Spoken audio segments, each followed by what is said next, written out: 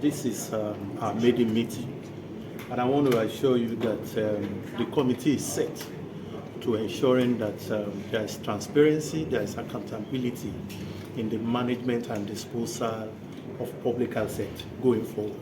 And when we talk of public assets, we're not talking of physical assets alone, we're talking of tangible, intangible, even investment of federal government in concessions, in privatization and all of that.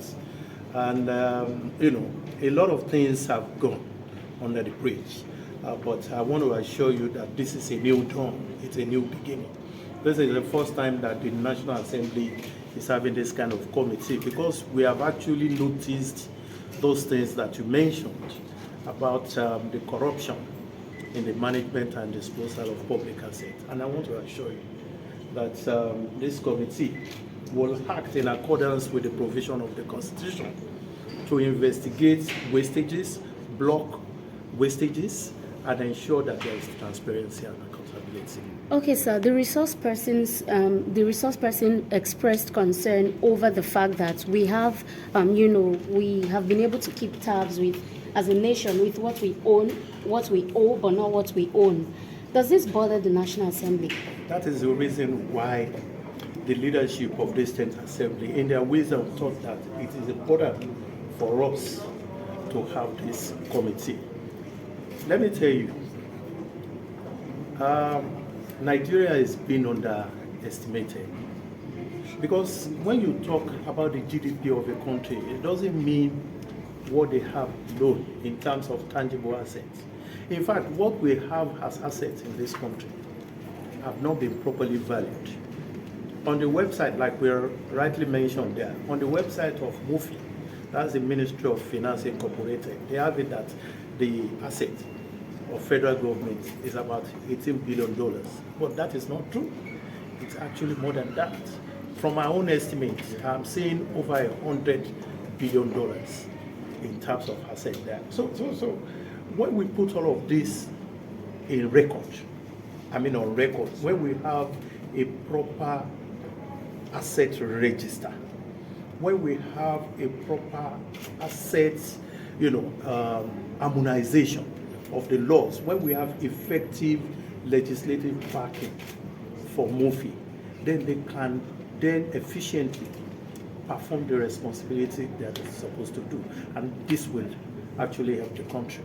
Thank you very much, sir. Okay. We would like to know what would this committee be looking at in terms of, if, like the MOFI lady said, that the laws, some of them are actually overlapping. So will you be looking at amendments to existing laws or a new legislation as it were? You see, let me tell you, the last law that MOFI has on record is the 1959 MOFI Act. And I want to tell you on record right now that the new MOFI Act that I, Ademorin, Kunye, sponsored on the floor of this 10th Assembly, has just passed the first reading. Because I looked at this thing, immediately the committee was constituted by Mr. Speaker, I noticed that lacuna. And I brought it to the attention of the leadership that there is a need for a new law for MOFI.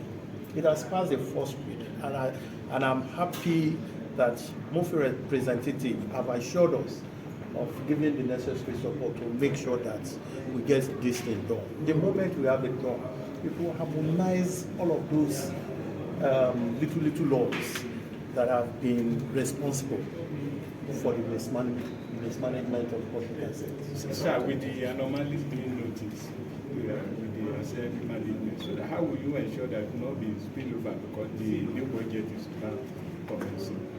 Well, the budget has nothing to do with this, but I want to assure you that there won't be any spillover.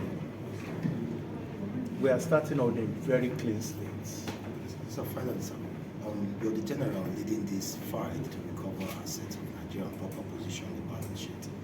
There has been misleading documentation, misrepresentation of the ownership of this asset, and anti-investment buyers of this asset as the general leading this war to recover Nigerian assets.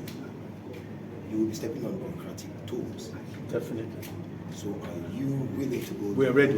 We're ready to go all the way in ensuring that all federal government assets are recovered from looters, from people who have misappropriated them, even in the public and the private sector. We will make sure that we recover all these assets.